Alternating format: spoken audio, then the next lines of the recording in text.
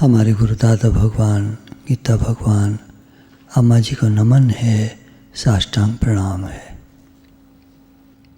पिछली बार हमने कई श्लोक लिए थे। लास्ट में जो लिया था, यज्ञ के द्वारा बढ़ाए हुए देवता तुम लोगों को बिना मांगे ही इच्छित भोग निश्चय ही देते रहेंगे। इस प्रकार उन देवताओं के द्वारा दिए हुए भोगों को जो पुरुष उनको बिना दिए स्वयं भोगता है वह चोर ही है। तीसरे अध्याय का 12वां श्लोक। देवताओं को कौन बढ़ाता है? यज्ञार्थ जीवन। हम सभी का जो यज्ञ में जीवन है ये देवताओं को आगे बढ़ाता है, उन्नत करता है।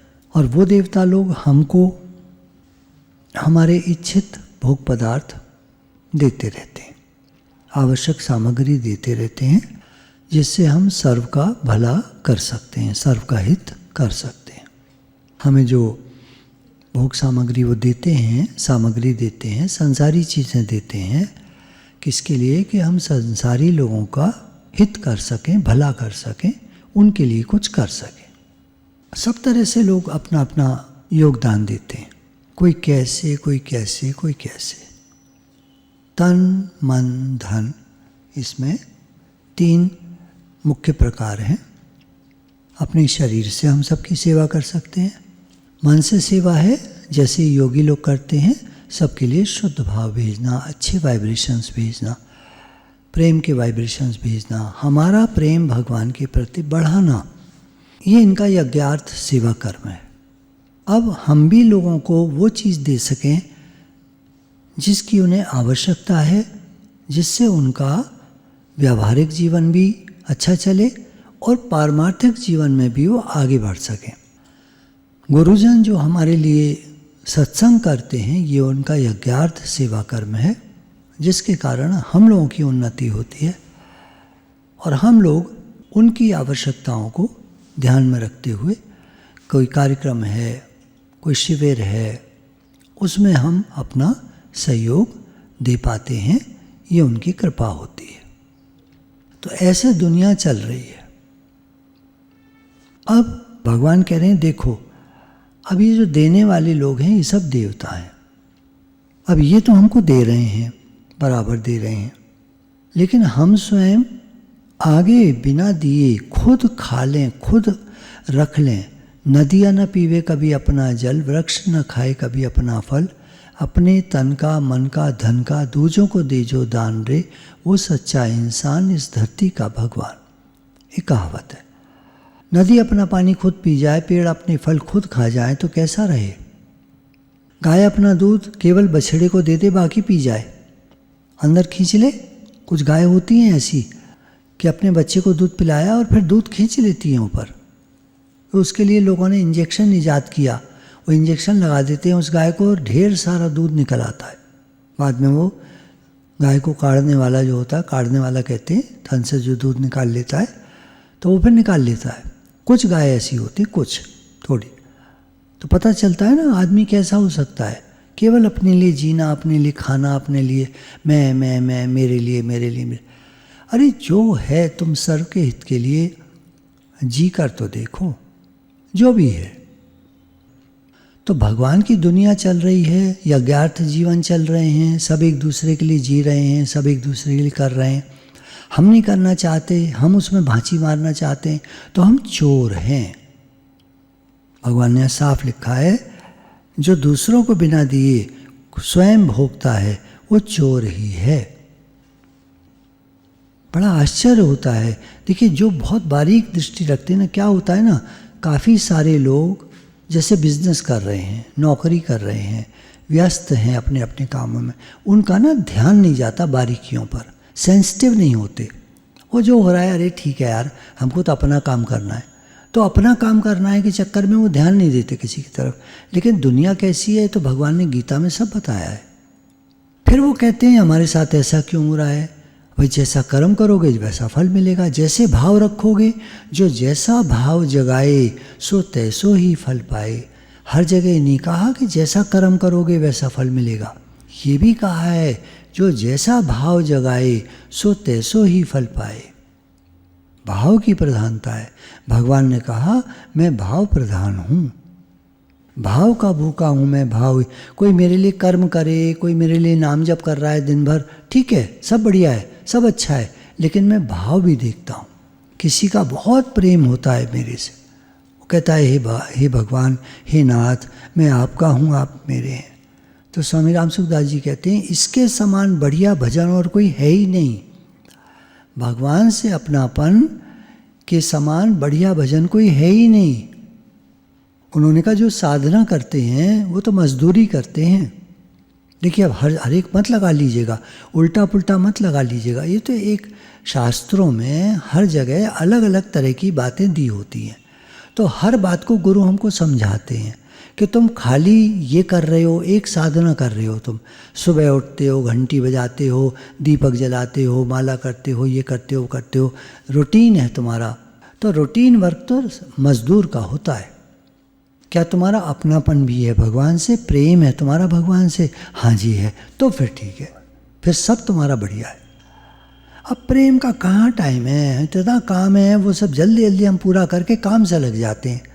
तो तुम्हारा प्रेम नहीं है भगवान से? नहीं, ऐसे तो है प्रेम, लेकिन उनकी लेकिन लगी रहती है। तो लेकिन वाले को उतना भाव भगवान नहीं देते।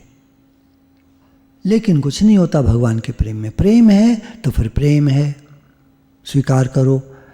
हमारा बहुत प्रेम है भगवान से, हमें भगवान हर समय याद रहते हैं। दिन भर को चेक करना है। अब सत्संग हो रहा है, अब मैं पूछूं आपसे, आपको भगवान हर समय याद रहते हैं? मैसेज डालो तो हर एक कोई लिख देगा हाँ जी याद रहते हैं, हमें दिन भर याद रहते हैं। और देखना कल दिन भर याद रहते हैं कि नहीं, कल पूरे दिन अपने को चेक करना। पूरा दिन 24 घंटे होते हैं दिन में, 24 घंटा चेक करना। ये नहीं कि थोड़ी देर कर लिया, हाँ हमें तो भगवान याद रहते, बाकी टाइम कहाँ है ना, काम करो तो हम तो काम करते रहते हैं।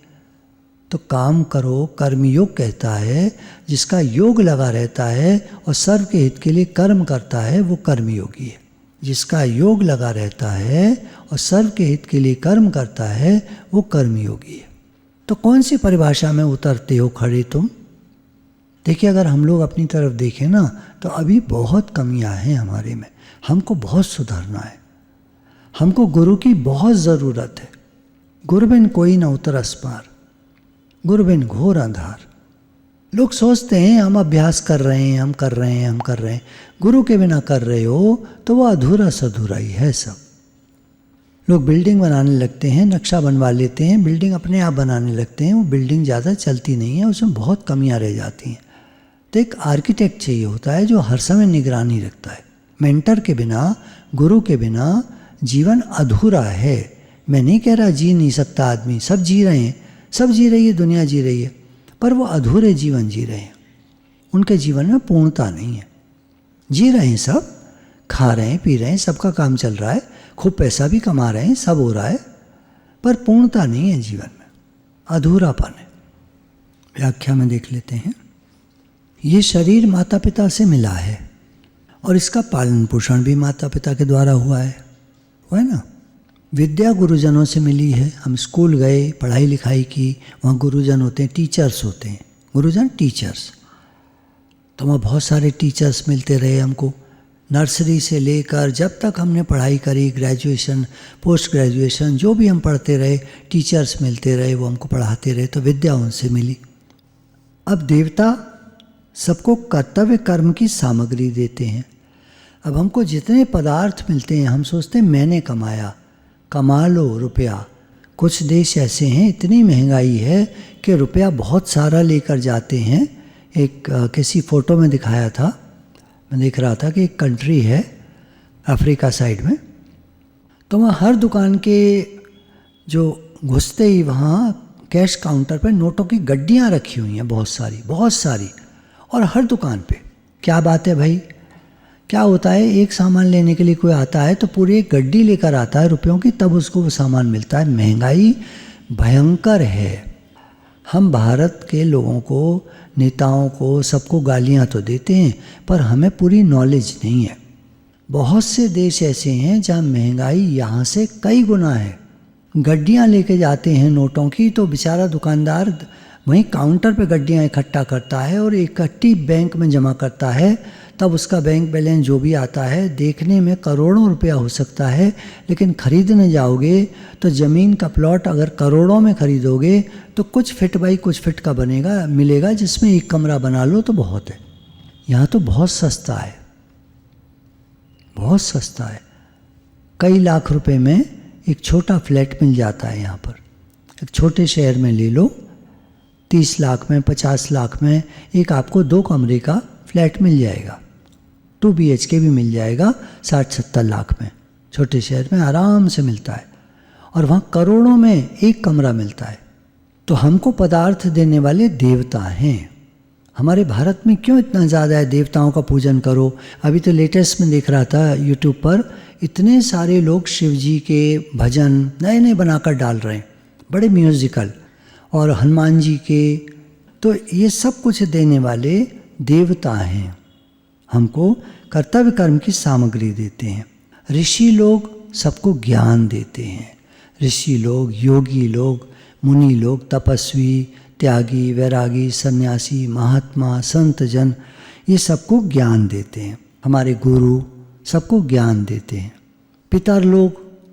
पितर लोग हमारे पूर्वज लोग जो अब नहीं हैं, वो निराकार रूप से हमारे साथ रहते हैं, और वो हमारी सुख सुविधा के उपाय बताते हैं, तरीके बताते हैं। वो भी हमको समझ देते हैं, व्यवहारिक समझ देते हैं। एक जनी बता रही थी, हाँ याद आ गया, पिछले संडे में 2 मिनट के लिए आई थी कि एक बात पूछना चाहते हैं हम। मेरे सपने में मेरी सास आई, वो जो अब नहीं है काफ़ी टाइम से आई, तो कहने लगी घर काफ़ी गंदा पड़ा है बहू, ज़रा दिखवा लेना।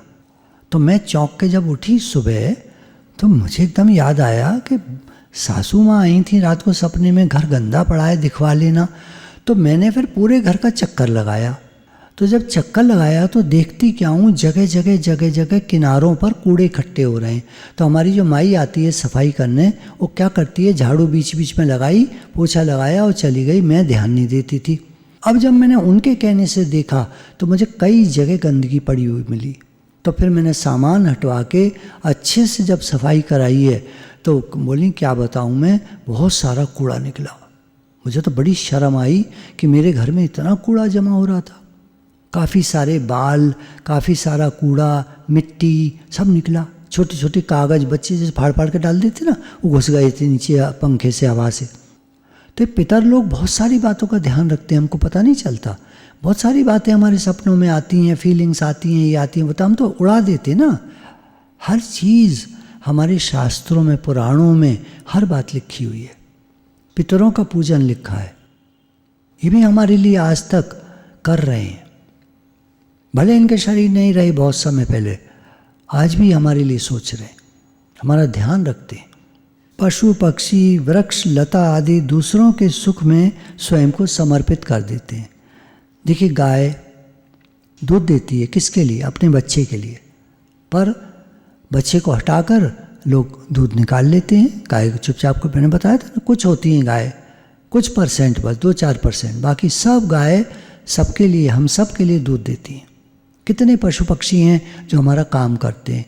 घोड़ा है, बैल है, भैंस है, भैंसा है, बहुत सारे जानवर, गधा तक।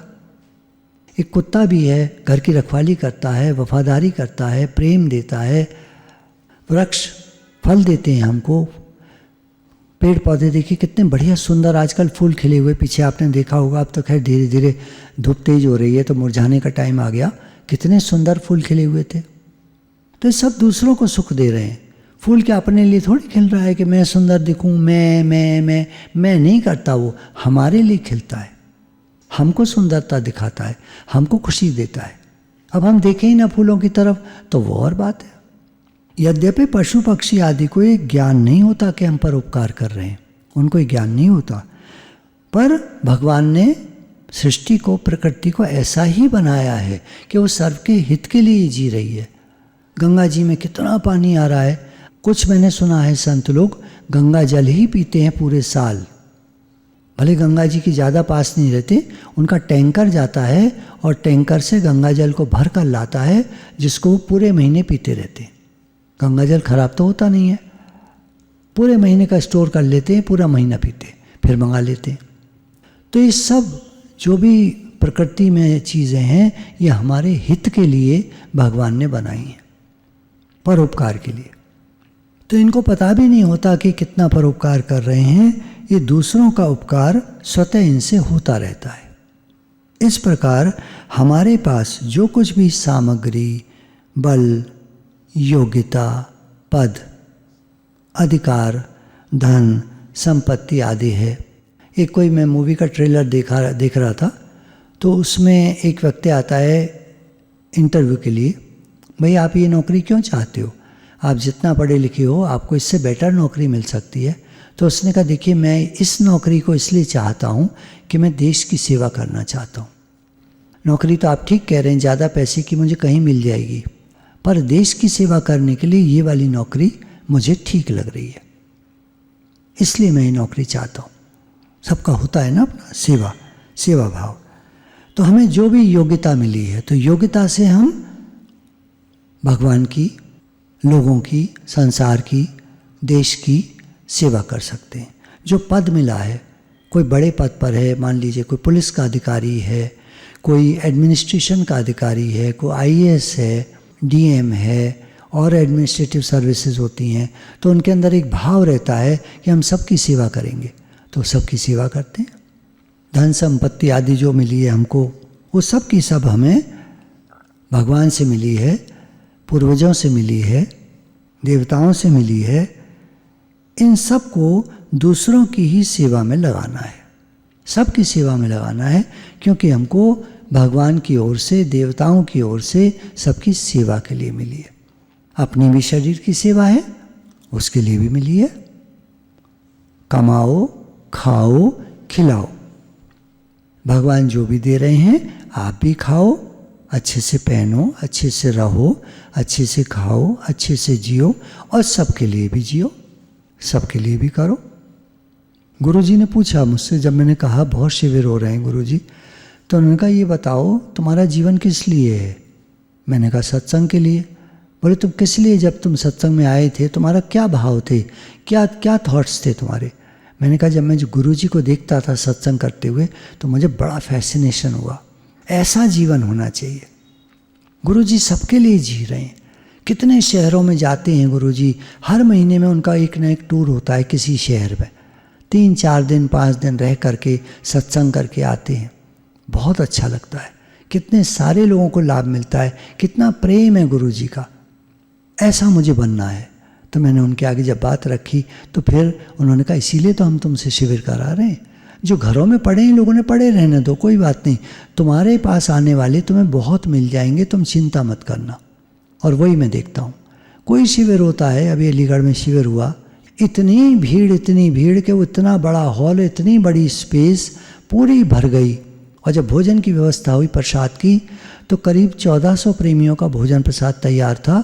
2000 प्रेमियों ने उस प्रसाद को पाया है और पूरा पड़ गया, कम नहीं पड़ा। ये सब कृपा है गुरुजनों की, योगी जनों की कृपा होती है। अब बताइए, अब कोई कहे कि साहब क्यों आप इतने शिविर करते हैं, तो तुम्हें क्या प्रॉब्लम है भैया। हम करते हैं तो गुरुजी की आज्ञा से करते हैं, गुरुजी के सानिध्य में करते हैं, गुरुजी कृपा से करते हैं, गुरुजी के कहने से करते हैं।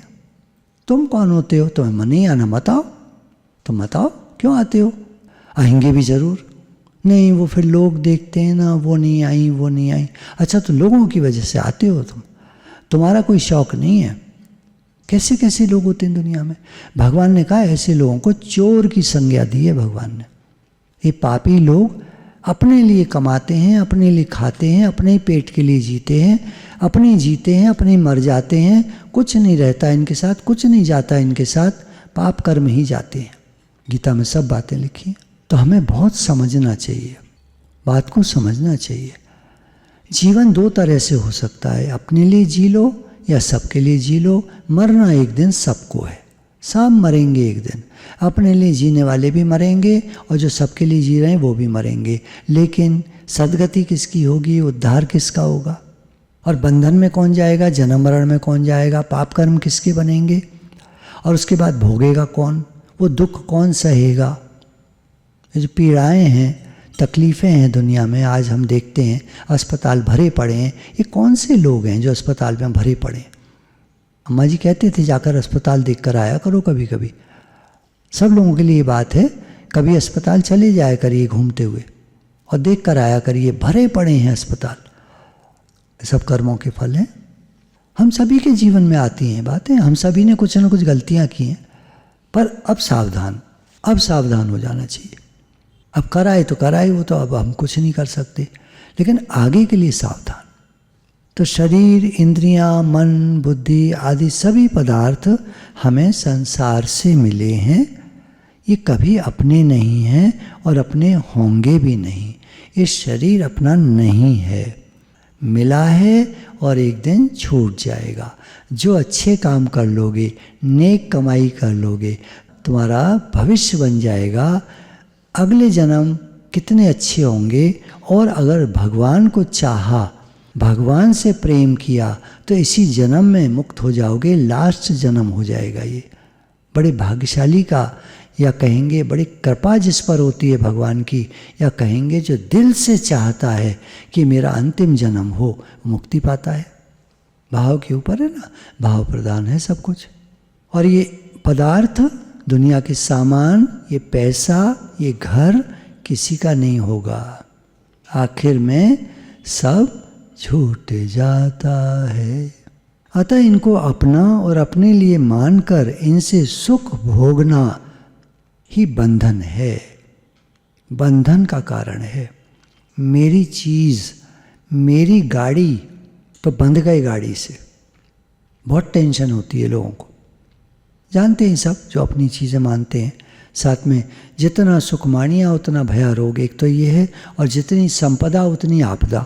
जितनी चीज़ें होंगी घर में उतनी आपदा, झंझट, उतना बंधन। एक का याद आया, कुत्ता पालते थे तो उनसे कभी भी कहते थे कभी आया करो, हमारे घर आया करो, आना कभी रहने के लिए 2-3 दिन के लिए। बचपन की मुझे बात याद आ गई। तो वो कहा करते थे हमारे यहाँ ना कुत्ता पाला हुआ है, हमने तो उसको छोड़ नहीं सकते, उसको रोटी कौन देगा पीछे से। कुत्ते से बंध गए। अब कुत्ता उनसे बंधा था या वो कुत्ते से बंधे थे? स्वामी रामतीर्थ ने एक जोक सुनाया। एक बार 2 दोस्त मिले। एक दोस्त ने कहा यार सिनेमा देखने चलता है क्या? तभी शुरू हुए थे सिनेमा, 1900 समथिंग में शुरू हुए थे ना सिनेमा, देखने चलता है क्या? तो दूसरा कहता है यार ये गाय को तो घर बांधा हूँ। तो पूछता है एक बात बता, ये गाय तेरे से बंधी है, तू गाय से बंधा है? पूछा दोस्त ने। तो स्वामी रामतीर्थ ने कहा ऐसे ही संसार है। हम इससे बंधे हैं या ये हमसे बंधा है? कौन किससे बंधा है? हम कहते हैं मेरा घर, तो मेरा घर से हम बंधे हैं या घर हमसे बंधा हुआ है? घर तो छूट जाएगा एक दिन, नहीं साथ जाएगा। हम बंधे हैं घर से। तो जब गुरुजी शिविर ले जाते हैं तो हमको घर के बंधनों से छुड़ाते हैं। और शिविर पे जितने लोग जाते हैं सबको बहुत अच्छा लगता है, बहुत अच्छा लगता है। उनको लगता है 4 दिन हमने ज़िंदगी को जिया अच्छे से। तो किसी भी चीज़ को अपना मानकर और अपने लिए मानकर इनसे सुख भोगना बंधन है। इस बंधन से छूटने का ये सरल उपाय है कि जिनसे ये पदार्थ हमें मिले हैं, भगवान से, देवताओं से, हमारे गुरुजनों से, पितरों से, पूर्वजों से प्रॉपर्टी मिलती है। आदमी कहता है मेरी है। मेरी क्या, हमारे दादा परदादा पिताजी इनसे मिली। तो इन्हें उन्हीं का मानते हुए, ये पिताजी की प्रॉपर्टी है, ये दादाजी की प्रॉपर्टी है, ये ना हमको भगवान की तरफ से मिली है, भगवान की प्रॉपर्टी है, उन्हीं का मानते हुए उन्हीं की सेवा में निष्काम भावपूर्वक लगा दें। जो भी सामग्री मिली है उसको सबकी सेवा में लगा दें। अब घर मत लगा देना सेवा में, आप उल्टा पुल्टा मत उठाना ज्ञान। फिर कहोगे हमारा घर तो किसी ने हड़प लिया। समझदारी से काम करना चाहिए। घर को सेवा में लगाना क्या है? कोई भी अतिथि आए तो उसकी सेवा करो। ये घर हमारा नहीं है, भगवान का है। अतिथि आया है, इसका सत्कार करो। 2 दिन रह जाए, 3 दिन रह जाए, उसके बाद किसी के पास टाइम ज़्यादा तो है नहीं, तो जब जाए तो अच्छी यादें लेकर जाए। सत्संग प्रेमी आते हैं, हमारा कर्तव्य है सत्संग उनको अच्छा मिले, अच्छा ज्ञान मिले, समझ मिले, भगवान से प्रेम बढ़े। उसके बाद भोजन प्रसाद की व्यवस्था हम अच्छी कर पाएँ, प्रयास रहता है अपना, कोशिश अपनी पूरी रहती है। उसके बाद ठीक है, वो जाते हैं, निष्काम भाव से सेवा हो जाती है, वो भी आते हैं, सेवा करते हैं, उनकी भी सेवा होती है। सबका बहुत धन्यवाद है, बहुत बहुत धन्यवाद है, बहुत शुक्राना है। तो उन्हीं का मानते हुए उन्हीं की सेवा में निष्काम भावपूर्वक लगा दें, यही हमारा परम कर्तव्य है। गुरु भगवान के प्रेम के अनंत शुक्राने हैं।